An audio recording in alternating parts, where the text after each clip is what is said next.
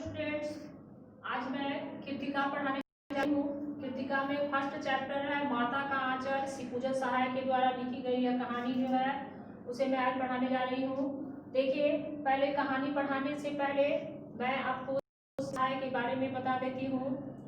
देखिए, शिवपूजन सहाय का जन्म जो है 1893 ईस्वी में भोजपुर जिला के उनवास ग्राम में उनका जन्म हुआ था, जो बिहार में है। उन्होंने बचपन में उनका नाम भोलानाथ था। 10वीं की परीक्षा पास करने के बाद वह किसी विद्यालय में हिंदी के अध्यापक के पद पर नियुक्त हुए, लेकिन वह गांधी जी के द्वारा असहयोग आंदोलन शुरू करने के बाद उन्होंने अपनी नौकरी से त्याग पत्र देकर और स्वतंत्रता संग्राम में वह जुड़ गए। उसके बाद स्वतंत्रता संग्राम में लगे रहने के बाद कुछ दिनों के बाद उन्होंने स्वतंत्र रूप से लेखन कार्य करना शुरू कर दिया। लेखन कार्य करने के बाद उन्हें गद्य का साहित्य का लेखक भी कहा जाता है। उन्होंने सिर्फ गद्य की ही रचना की है, जिसमें बहुत सारे जैसे गद्य है, जैसे देहाती दुनिया या फिर माधुरी, बालक, इस तरह से गद्य है। इन सब चीजों की भी उन्होंने रचना की। वह एक लोकप्रिय और सम्मानित कहानीकार भी रहे हैं। देखिए, उनका जन्म तो मैं बता दी। अब देखिए, उसके बाद में उनकी मृत्यु जो है 1963 ईस्वी में उनकी मृत्यु हो गई। और माता का आंचल ये कहानी जो है वह अपनी उपन्यास देहाती दुनिया से उन्होंने दिया है। देहाती दुनिया यानी ग्रामीण क्षेत्रों में जो मतलब कि बच्चे से लेकर बड़े तक का जिस तरह से वहाँ का वातावरण एवं रहन सहन होता है, उस पूरे रहन सहन को उन्होंने अपनी कहानी माता का आंचल में बिल्कुल चित्रित किया है। देखिए, अब कहानी पहले देखिए, माता का आंचल। आंचल का मतलब तो होता है आंचल।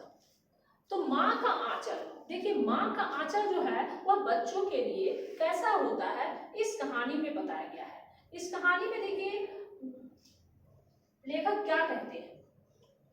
लेखक के बचपन का नाम जो था वह तारकेश्वर नाथ था और वह बचपन में अपने पिता के साथ सबसे ज्यादा समय बिताया करते थे। पिताजी उन्हें प्रेम से भोलानाथ भी कहते थे, लेकिन उनका नाम तारकेश्वर नाथ था। बचपन में जब मतलब कि पिताजी के साथ सोना, पिताजी के साथ ही खाना और नहाना धोना, पूजा पाठ सभी पिताजी के साथ ही उनका हुआ करता था। जब वह रात में सोते थे तो पिताजी के साथ में, और सुबह उठने के बाद पिताजी अपने साथ ही उन्हें जगाया करते थे नहला धुलाकर। और जब वह पूजा पर बैठते तो अपने साथ ही भोलानाथ को भी पूजा पर बैठाते। पूजा से निवृत्त होने के बाद में जब वह खाना खाने के लिए बैठते थे तो अपने साथ भोलानाथ को भी खाना खिलाते। और एक कटोरा में लिखा गया है गोरस भात। गोरस का मतलब होता है दूध भात। वह दूध भात जो है वह मिलाकर और भोलानाथ को भी खिलाते थे। लेकिन माँ को इस भोलानाथ खाने के बाद पिताजी को तो लगता था कि भोलानाथ का पेट भर गया है, लेकिन माँ को इस बात पर विश्वास नहीं होता था। माँ कहती थी कि मेरे बच्चे का पेट जो है वह नहीं भरा है। और वह माँ क्या करती, फिर से आती और आने के बाद में वह दही भात कटोरे में मिलाकर लाती और लाने के बाद में तोता मैना सब बच्चियों के कौर बना देती। तोता मैना हंस चिड़िया सबका कौर बना कर और कहती कि इसे जल्दी चट कर जाओ भोलानाथ, नहीं तो ये सभी उड़ जाएंगे। और एक एक करके जैसे मैना, तोता, हंस, कबूतर एक एक करके भोलानाथ सबको वह खा जाते, क्योंकि अगर वह ऐसा लगता कि वो नहीं खाएंगे तो उड़ जाए, ये सारे पक्षी उड़ जाएंगे, इसलिए वह सभी खा जाते। बचपन में बच्चों की जो शरारतें होती हैं वह कुछ अलग होती हैं। तो भोलानाथ भी बचपन में बहुत तरह की करते थे। खाना खाने के बाद में माँ क्या करती, एक चुल्लू सरसों का तेल उनके सिर पर डालकर, और उनके बाल बड़े बड़े थे, उसे छोटी गूंथ देती और काजल लगा देती और कहती कि अब मेरा बेटा बिल्कुल कन्हैया बन गया। जैसे ही भोलानाथ को चोटी बांधने के लिए जब माँ पकड़ती थी तो भोलानाथ रोना शुरू कर देते थे, लेकिन फिर भी माँ बिना चोटी बनाए उन्हें बाहर नहीं निकलने देती। उसके बाद में जब रोते रहते और अपने बच्चों की मंडली को देखते, बच्चों के झुंड उधर से खेलते हुए नजर आते, बस वो रोना छोड़कर और बच्चों के झुंड में शामिल हो जाते।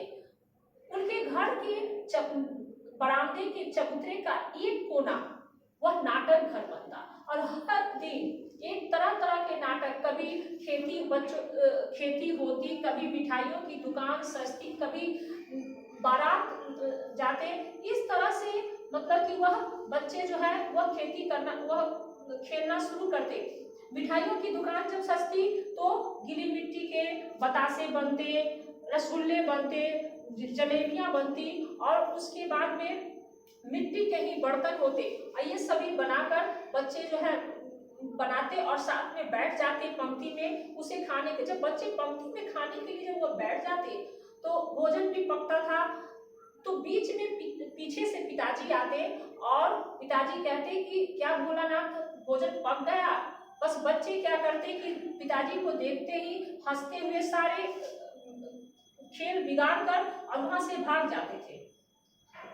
इस तरह से बच्चे बारात भी निकालते। तो जब बारात जब आने लगती तो एक बच्चा जो था वह दुल्हन बनता था और मतलब कि घूंघट हटाकर और कहते कि थोड़ा मैं दुल्हन को देख लूं। बस बच्चे जो थे वह बारात को छोड़कर और उस खेल को बिगाड़ कर वहां से चले जाते। यानी बच्चों के हर खेल में पिताजी कहीं ना कहीं शामिल हो जाते थे।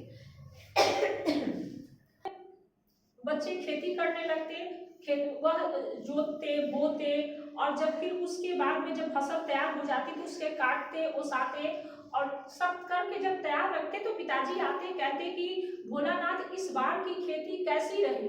बच्चे जो वह दिए की तराजू में अनाज को वह तौलते रहते। पिताजी की बातों को सुनकर वहां से वह हंसते हुए भाग जाते थे। इस तरह से मतलब कि पूरी कहानी में बच्चे तरह तरह की शरारतें करते कि उनके स्कूल के गुरुजी थे, भोलानाथ के स्कूल के गुरुजी मूसल तिवारी, उन्हें भी वे बच्चे चिढ़ाने से बाज नहीं आते। बच्चे जो थे उन्हें भी चिढ़ाना शुरू किए। मूसल तिवारी जो है वह मारने के लिए जब बच्चे को दौड़ते हैं तो सभी बच्चे इधर उधर भाग जाकर भोलानाथ घर में आकर वह छुप जाते हैं। लेकिन दूसरे दिन गुरुजी पाठशाला से 3-4 बच्चे को भेजकर इन सभी बच्चे को भोलानाथ को भी स्कूल में बुलवाते हैं और बुलवाने के बाद में इन लोगों को कड़ी सजा देते हैं।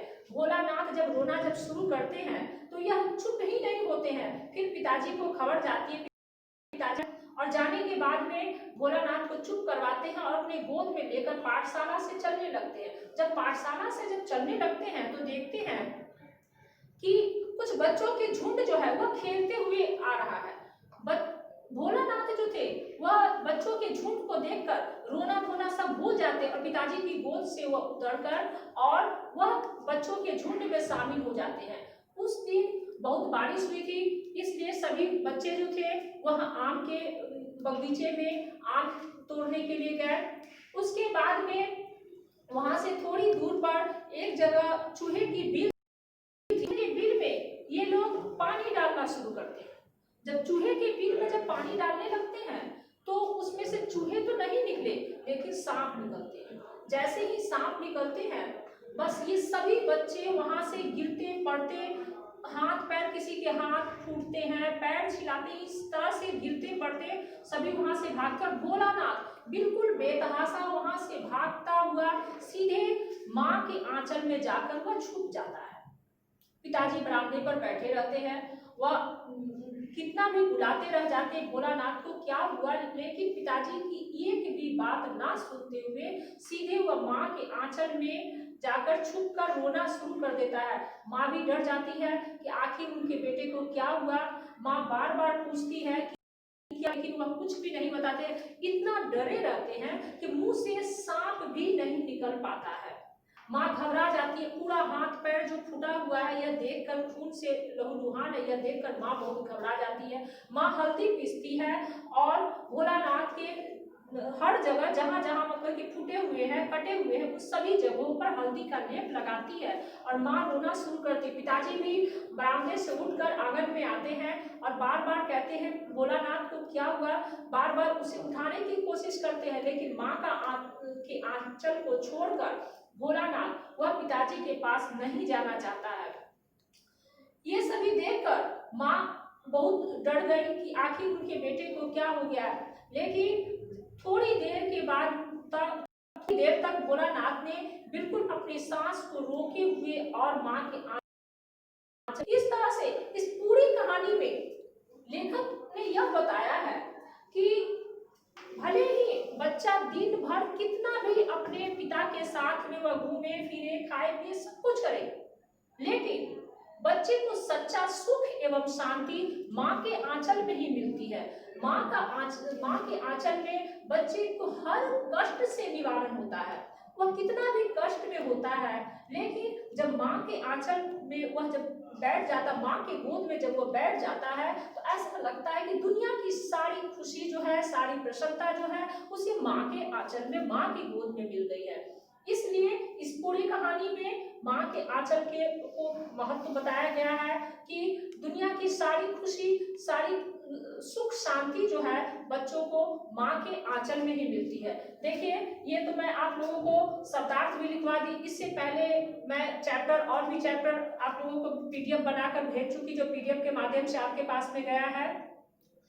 इन सभी जो भी मैं बता रही हूँ, क्वेश्चन आंसर शब्दार्थ जो भी है, उन सब को आप फेयर कॉपी में बहुत सुंदर ढंग से, सुंदर अक्षरों में पूरा फेयर करके लिखें, ताकि स्कूल खुलने के बाद में हम कॉपी की जांच करेंगे और उसी से आपकी जो एग्जाम होगी या फिर परीक्षा जो होगी उससे आप अच्छी तरह से तैयारी भी कर सकें।